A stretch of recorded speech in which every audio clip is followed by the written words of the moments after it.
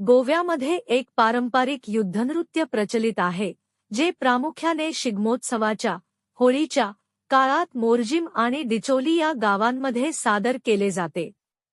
हे शौर्यपूर्ण नृत्य मराठा योद्ध्यांनी पोर्तुगीजांवर मिळवलेल्या विजयाच्या स्मरणार्थ केले जाते.